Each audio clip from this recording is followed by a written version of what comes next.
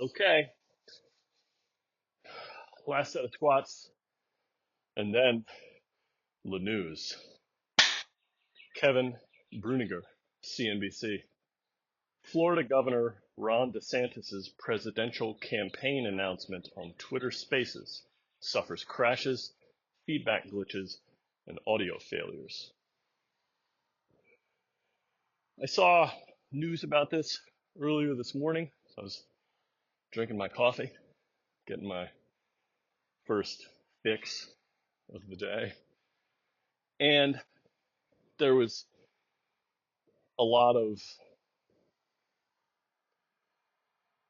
color around the idea that this event was the product of Elon and people like David Sachs and Ron DeSantis and people who dislike the more progressive groups of people in the American political ecology. I feel like the only particularly relevant thing to say here is a person who's going to run to hold the presidency of the United States chose to use Twitter as the platform to make that announcement public, make that fact public. That's noteworthy. No one has announced their candidacy for president on YouTube that I'm aware of. No one has announced their candidacy for president on Facebook or Snapchat or Instagram. This is noteworthy. I don't really feel like saying a whole lot more about who those people are or why they come together or what they believe or don't believe. We got plenty of time to have those conversations. For the moment, I just think it's worth pointing out that Twitter was the platform that was used for someone who's going to attempt to win the presidency of the United States to say that they're publicly entering that race. Financial Times. Sam Altman says he has, quote unquote, many concerns about the EU's proposed AI Act, and OpenAI, quote unquote, will try to comply, but if we can't comply, we will cease operating. Related, Morgan Meeker, Wired. OpenAI CEO Sam Altman recently visited London, part of a tour of 17 cities, including Paris, Warsaw, and Lagos, to discuss AI, balanced regulation, and more. The OpenAI team certainly is taking full advantage of Sam Altman as a character, putting him out as the public face of the business. It helps that that public face has sort of barely aged since I first saw them in public, which was on stage at, God, was it the first iPhone announcement? Like, maybe? He was selling Migo at the time, which was a, see where your friends are on a map piece of software. In any event, the dude appears very young, which is not an aspersion or anything like that. The point is, he's going to be the person who's out there speaking on behalf of this business. And while he's going to do a tour of all these cities all over the world, Europe, Africa, I'm sure he'll go to Asia eventually and elsewhere, it's interesting that the public quote is, "We have many concerns about the EU's proposed regulation," and say, if we can't comply with that regulation, we'll just take our business out of your market. That's not, if you can't read between the lines on that, I'm not sure you're paying attention. Rohan Goswami, CNBC. Microsoft says Chinese state-sponsored hackers compromised, quote unquote, critical infrastructure organizations across the United States industries with a focus on gathering intelligence. I don't think anyone who pays attention to critical infrastructure organizations, particularly not from a sort of cyber operations standpoint, was under the impression that China did not have state-sponsored agents doing this. The fact that Microsoft is going to come out in public and say that they are in fact doing it is bold. I like this bold Microsoft era. It will be especially interesting to see if anything comes of them saying this in public. I don't know. Emily Nicole Bloomberg. Fahrenheit, a group of bidders led by Arrington Capital, wins an auction to oversee Celsius Networks assets, including $500 million in quote-unquote liquid cryptocurrency. I'm sure someone could explain what liquid cryptocurrency means. I suppose, if we were to take a layman's guess, it's value held in coins that can be transacted for very low fees and very quickly. Maybe that's what that means. Aside from that, though, Arrington Capital, Michael Arrington, perhaps? I don't recall what Michael Arrington is up to these days since leaving TechCrunch. But other than that, crypto malarkey. The Verge. Sony announces Project Q, a handheld device with an 8-inch screen for streaming games from a PlayStation 5 via remote play over Wi-Fi, launching later in 2023. Handheld gaming, extremely popular. Not surprising there that Sony is going to jump back in that water. PS Vita was a thing a long time ago. PSP before that, if I remember correctly. The fact that as it rolls out, you're going to need to have a PS5 on the same local network, does that mean that someone can play game A on the PS5 and someone else can play game B on the Q? Or does it simply allow you to use your PS5 in your bedroom while someone is watching something on the television that the PS5 is connected to? We shall see. The more interesting question, though, right, that's the part above the surface that's obvious. The part that's below the surface, I don't believe that a project like this is worth the investment if it won't ultimately be able to stand on its own. And there the question is, does it stand on its own by connecting to some form of game streaming service? I would bet so. Otherwise, you would launch with some ability to play games that are, housed within that device. And I don't believe Sony's announced anything like that. So which game streaming service does Sony connect to? To its own? To Netflix's streaming service? To Microsoft's streaming service? That's the part that'll be interesting. Oliver Wang, New York Times.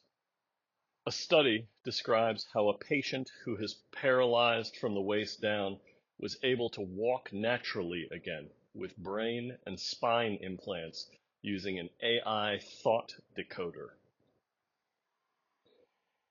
AI thought decoder? I would go read this piece in order to understand what exactly is it about the thought decoder that is AI. Maybe it's something especially interesting. Don't get me wrong, if we can use our state-of-the-art electrical engineering expertise with our state-of-the-art software engineering expertise in order to facilitate people walking who otherwise could not. Sign me the heck up. But there's a non-zero percentage of my reaction to this particular chalk line that wonders whether someone put those two letters in because they know that it's one of the more popular terms in the English speaking language at this point. But again, maybe there's some exceptional breakthrough that's been revealed in this study. I sure hope so for all of the people who could one day benefit from that breakthrough. Kif Leswig, CNBC. NVIDIA reports Q1 revenue down 13% year over year to $7.19 billion versus $6.52 estimated. Data center revenue up 14% year over year and a Q2 revenue forecast above estimates. The NVIDIA stock price jumps more than 25%. There's a strange thing here. Revenue is down 13% year over year, but they still beat the street's estimates by over $1 billion. But set that aside. Yeah, NVIDIA is going to have a great rest of this decade. I'm not surprised. I don't think anyone else ought to be surprised. The question is, can businesses which are not NVIDIA figure out how to remain competitive, or is there something specific to NVIDIA's particular flavor of chip design and manufacture that is going to ensure that they are the dominant player in the business of providing the metal on top of which the next great wave of software innovation is going to be built. We shall see. Access now.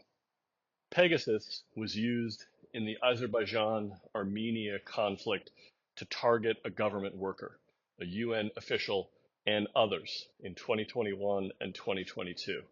The first known use in a war. First known use in a war.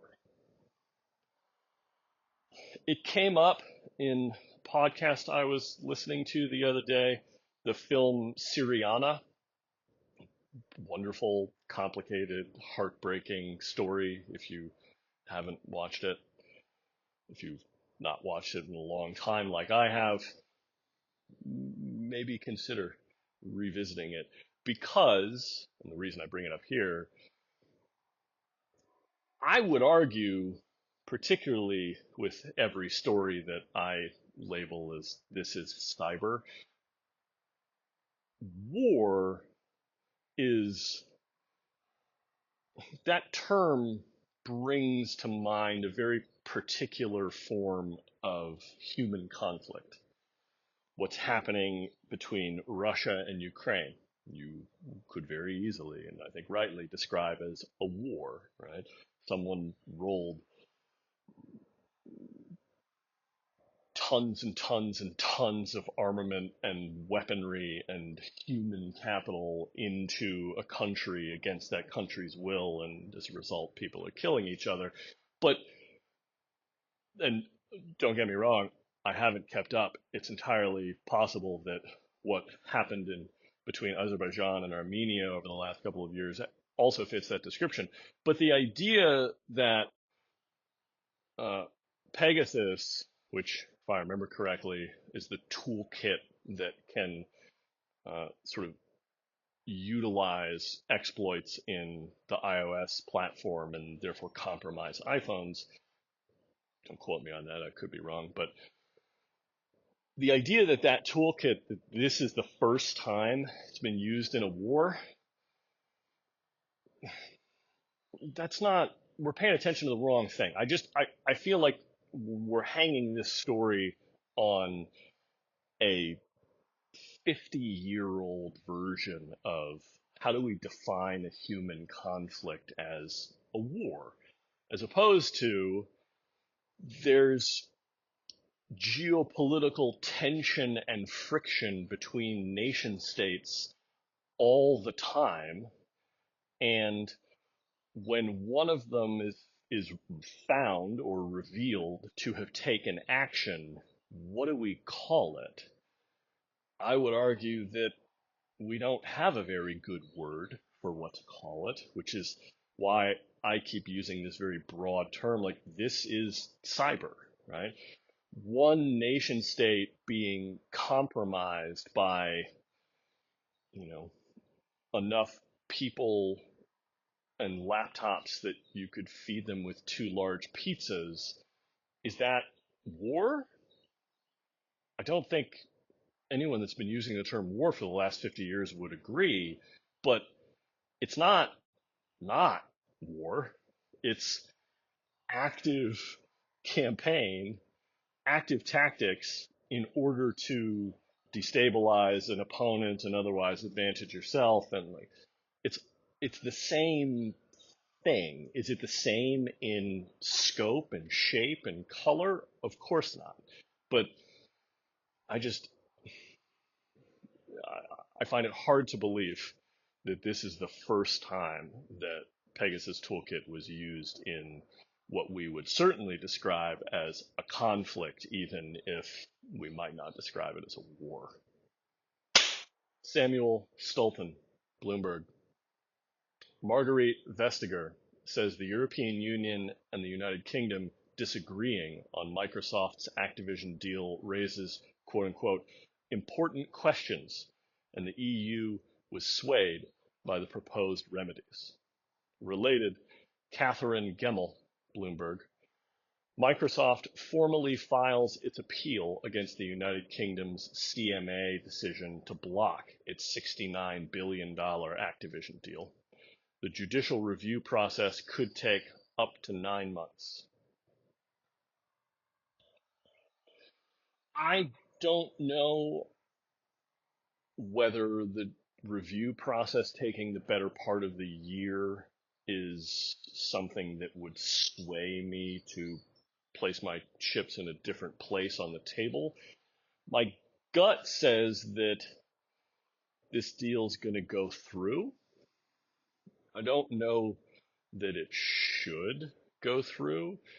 On the one hand, there's the argument that Microsoft providing the means for people to consume video games in a much wider array of possible contexts and circumstances is a good thing, and you would therefore support the acquisition closing. On the other hand, a bunch of the effort and creative energy and fuel behind getting video games to market is, in the event that the deal closes, going to be owned by an active competitor in the fundamentally two-horse race for how do you experience video games in the modern world. You can buy a PlayStation, you can buy an Xbox, to a lesser extent, you can buy a Windows PC or a Nintendo Switch, and then to sort of a tertiary extent, you could buy an Android device or an iOS device, but those are, I don't know, they're different enough that I don't think they're relevant in the conversation here. So, over the course of 9 months of review, is it more likely that the opinion is going to land on this will ultimately be consumer beneficial because more games will be available to more people in more places? Or is it consumer harmful because Microsoft will almost by definition make fewer games available for publishing on its competitors' platforms. We shall see. Annie Palmer, CNBC. Snowflake reports Q1 revenue up 48% year over year to $623.6 million versus $608 million estimated. Forecasts Q2 product revenue below estimated and plans to acquire startup Neva. Snow drops more than 10%. If I remember correctly, Snowflake is a database product. I haven't kept track of it, so I don't know that I can say much more that's worth hearing. Bloomberg. Sources. Some Meta employees say important work has been at a standstill, and the company's 2023 product roadmap is undecided as its final round of layoffs ends. Yeah, it's probably a really complicated and difficult conversation to be a part of, to be trying to map out a course for a ship as big as Meta's to navigate the landscape of what's happening in technology in 2023. I don't at all doubt that there's a significant amount of work that's at a standstill. To some degree, this is the consequence of being really large, is there's a tremendous amount of work to be done across a wide variety of areas where you do business, but when the ecology changes in a meaningful way, as it has since the beginning of the year, the leadership might want to stop and say, do we really want to go spend a quarter, 2 quarters, 4 quarters on this particular path if we don't understand how it snaps into the larger strategy of the business? And part of the reason we can't answer that question is we don't understand how the landscape has changed. So I suppose enjoy the fact that as an employee at Meta, you're getting paid quite well to do apparently very little. Ingrid London, TechCrunch. Starling Bank CEO Ann Bowden steps down, replaced by COO John Mountain as interim CEO. Starling, which has raised over $1 billion, reports 453 million pounds in FY 2023 revenue. Not familiar with Starling Bank, not familiar with why a bank would go raise $1 billion in outside financing, but what it means to be a bank in the 2020s is a liquid definition. Kat Zakrzewski, Washington Post. A profile of Microsoft President Brad Smith, a DC veteran pushing to shape AI regulation, including by proposing a new agency testing a well-worn playbook. Brad is probably going to figure quite heavily in the AI regulation dialogue. If you've got Sam Altman as the young, exciting upstart character, Brad Smith is your grizzled veteran attorney. I think there's a buddy cop movie, which is Sam Altman and Brad Smith trying to make sure that AGI doesn't turn us all into paper clips, I suppose. Mark Gurman, Bloomberg. Sources. Apple plans a smart home display-like iOS 17 mode, showing notifications, appointments, the weather, and more when an iPhone is locked in landscape mode.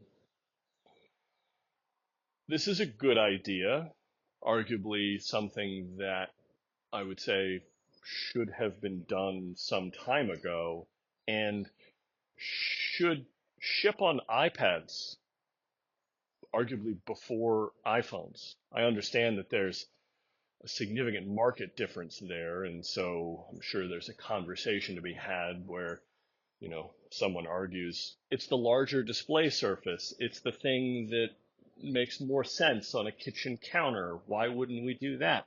Well, the number of iPhones in the wild is at least an order of magnitude greater than the number of iPods. And so if we're going to spend X amount of dollars in engineering resources in order to produce this functionality, but we don't ship it on the platform that is that much larger, what sort of a return are we going to get on that investment?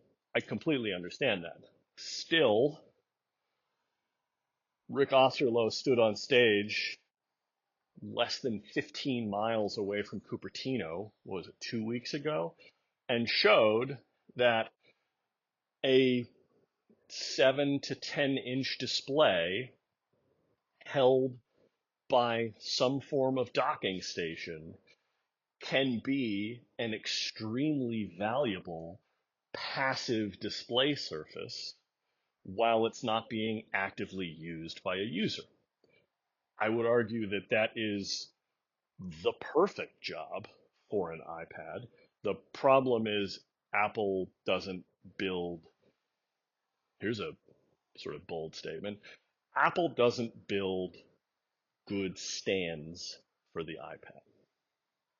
There was a hot minute where they did. When the iPad first launched, there was a dock that held it in portrait mode and it had a keyboard attached to it. Steve gets what Steve wants. Then, fast forward, iPad's got the smart connector, the little gold, I think they're called pogo pins. I don't remember if that's a trademark term or not. And Logitech built a dock that allowed you to just set the iPad down and it would hold it up so that you could see it and immediately start charging it. And if I remember correctly, it would also pass through data as well. So you could connect a USB device to this dock, and as soon as you set the iPad down, you could have a USB keyboard or whatever else iPads supported over USB.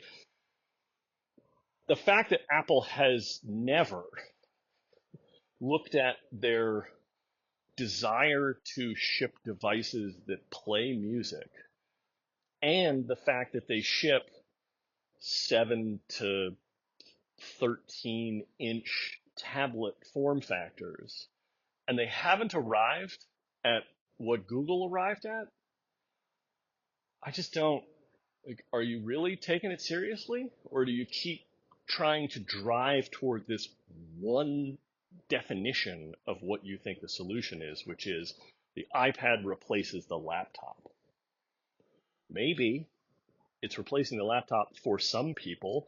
I stood behind the bar yesterday and watched someone sit there and do work on an iPad with a smart keyboard, whatever the keyboard folio is that holds the iPad up in the air. I don't know what you call it. That's great. It's not enough. The fact that you're going to give me a smart home display that lets me, I'm sure, bang on a button real quick and turn lights or fans on or off using HomeKit, and it's going to show me the weather report, and it's going to show me if there's any information that has been delivered that I might want to take active action on, notification. That's great. Doing it on a phone is also reasonable, except you don't make a device that makes it easy to hold a phone in that orientation. Are they going to ship one? We shall see. But if they ship one for the iPhone and they don't ship one for the iPad, like, if I'm running iPad product marketing, I am howling at the moon. But that's just me. Hannah Miller, Bloomberg. Tools for Humanity, co-founded by Sam Altman to build WorldCoin. raised a $115 million Series C led by Blockchain Capital, aiming to scan eyes to create IDs for all. I remember hearing about this, man, I think it was before the COVID outbreak. They built a cute piece of hardware. I think they called it an orb, and were taking it around, if I recall, notably, not in first world countries, which is to say in, I think, parts of Southeast Asia or Africa or other places, not France, not Japan, not Germany, not the United States, and scanning people's eyes in order to create some form of digital identification. We haven't figured out how to reckon with identification as a species really at all. To my knowledge, there are still places in the United States where if you show up to take courses at like an undergraduate or graduate level, they still request your full social security number to be used as your identification number. Like when I did that eons ago, we passed around a sheet of paper and everyone wrote their full name and their social security number and then just handed it to the next person. And I felt like I was taking crazy pills because I was raised to believe that that was an incredibly precious data point and that I should have it memorized, but that I should treat it like a secret. So the notion that, Sam Altman has helped spin up a business which is walking the earth, scanning a part of the human body that is, so far as we know, unique to every individual, and then creating a digitized representation of that. What's their security model? Do I get to custody my own iris scan, or are you holding it for me? Like, this just seems bananas, but certainly worth reading. Wall Street Journal. A look at Disney and Comcast's fight over Hulu. Sources say their Hulu valuations differ significantly.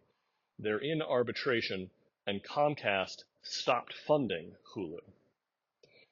Hulu, I think, is going to wind up being sort of poster child of what could happen to Spotify, but we hope doesn't, which is it's a go-to-market vehicle for this content that's owned by all of the studios that control the content, the cartel. But none of those studios are willing to take seriously making it the best go-to-market vehicle they possibly could. And so while there's a bunch of stuff in Hulu that people want to consume, the experience of getting it is mediocre at best. And because that business has baked into it all of the deals with regard to this piece of content can be delivered over the network, and this piece of content can be delivered over the network, and this one terminates on this date, and that one terminates on that date. Like, they're fighting over the deals because they're certainly not fighting over the experience of using Hulu, because I know the Disney Plus experience is superior to the Hulu one, and it frankly wouldn't surprise me if the in-house Comcast experience is superior to the Hulu one.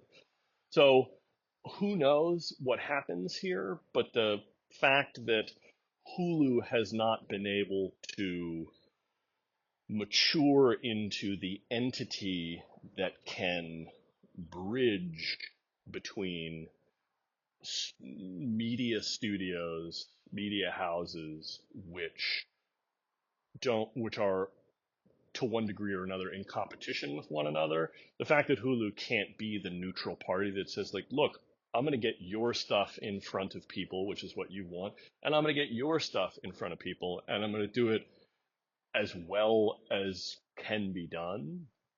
That to me is, I think, the sad story about Hulu. And again, a potential future for Spotify, right? Today, Spotify is the dominant player in its space. Do they continue to be that? Do all of the music houses continue to say, like, yeah, sure, you deliver our music to our customers and we'll take a piece of that business in return? I just feel like that there's a unfortunate possible future where Spotify winds up in this business, which is it's an acceptable experience for the end user, but it's not great because no one is interested in investing in it, even though they're taking the majority of the benefit from it. Jay Peters, The Verge. Google DeepMind shows how its visual language model, Flamingo, is generating descriptions for YouTube Shorts based on metadata, helping improve discoverability. Generating descriptions based on metadata seems odd to me. You would think that a business like Google throwing its energy behind a problem like, generating descriptions for short videos wouldn't need metadata. You would hope that their model could quite literally watch the video at a greater than human consumable speed and then describe what's in the video based on having watched it. But let's set that aside for a second. There's the ongoing conversation about TikTok in Montana and, my personal belief that social media Highlander is a thing and that we're going to wind up with effectively one, but fundamentally a very small number of social media products. You want to know how YouTube Shorts beats something like TikTok? It's this. It's that I don't believe that ByteDance or any other Chinese-born business that could collaborate with ByteDance is going to be able to sufficiently compete with Google's ability to solve the discoverability of short video, because Google will, if this Flamingo model isn't already doing it, do exactly what I just described.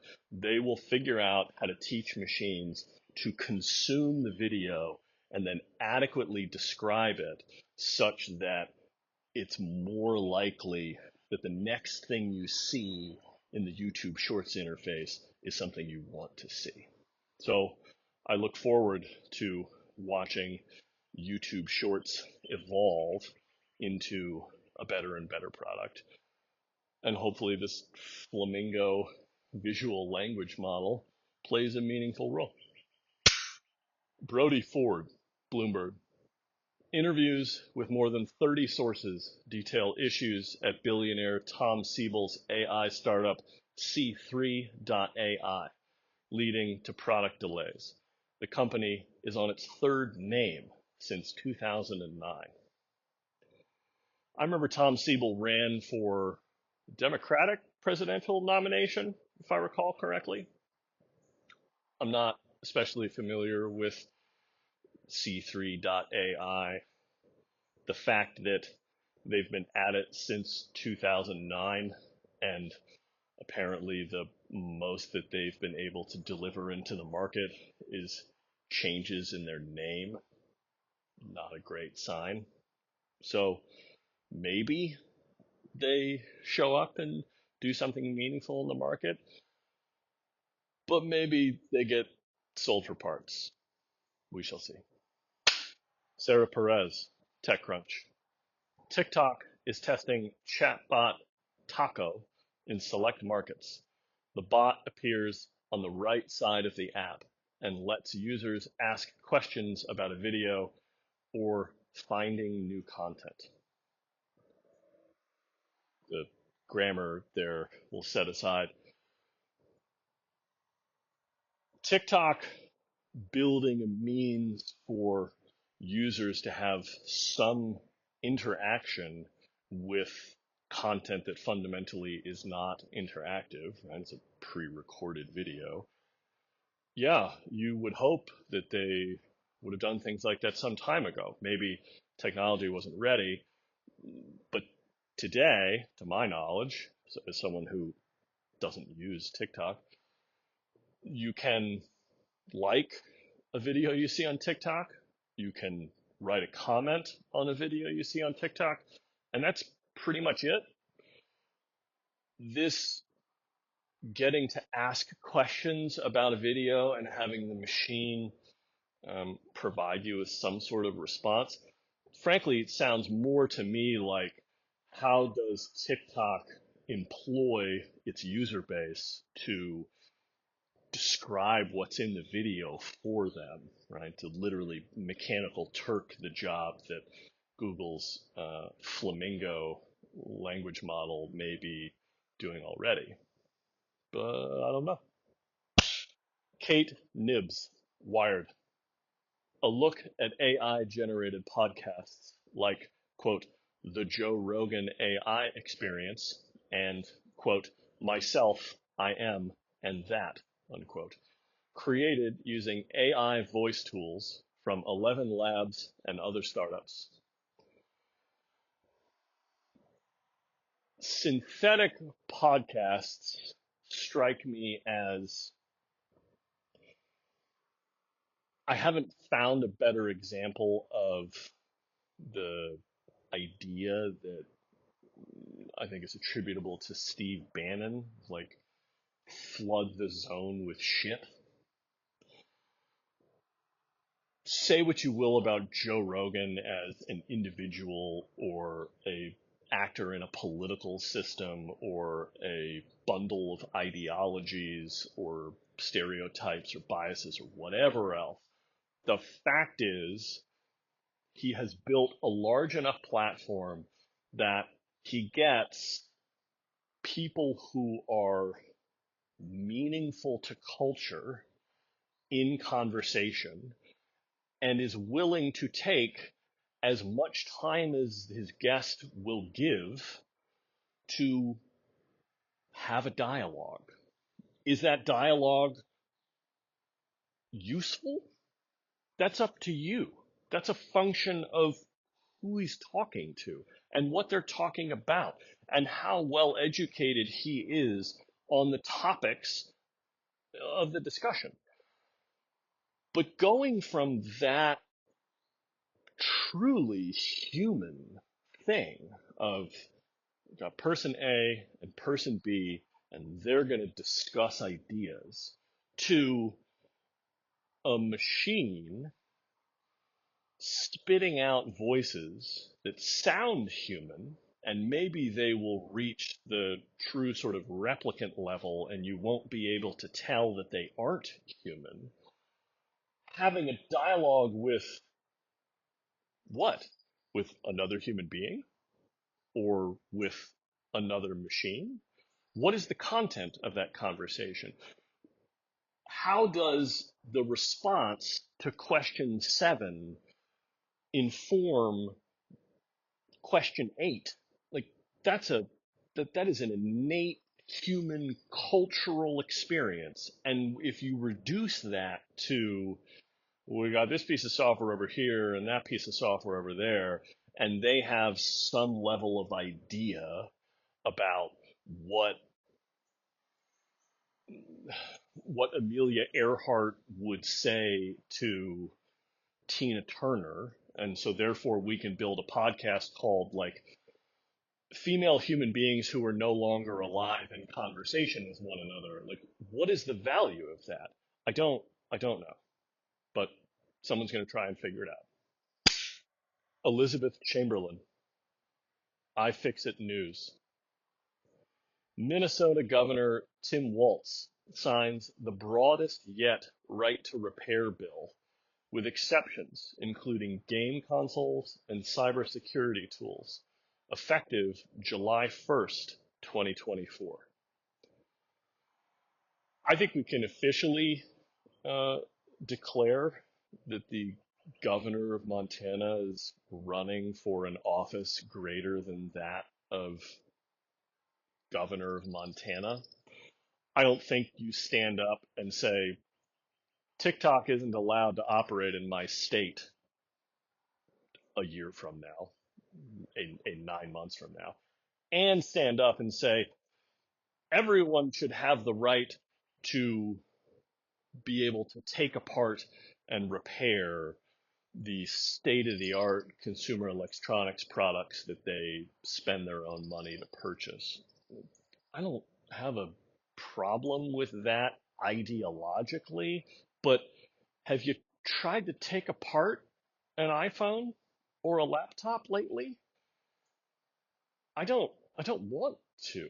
And I understand that there are people who do, and like, by all means have the ability to do that. But if what those people are ultimately going to agitate for is that the product should be engineered differently in order for it to be sufficiently easy for me to repair them at my kitchen table, just you hold back progress, baby. Like, I don't know what else to tell you. So we shall see what this right to repair bill uh, enables for the people of Montana. Something tells me it's not going to get a tremendous amount of behavior change out of any of the manufacturers of the things that the people of Montana will have the legal right to repair themselves as of the 1st of July of next year. Again, putting all these things out into the future, they start to look more like bizarro campaign promises than meaningful legislation. But I don't know.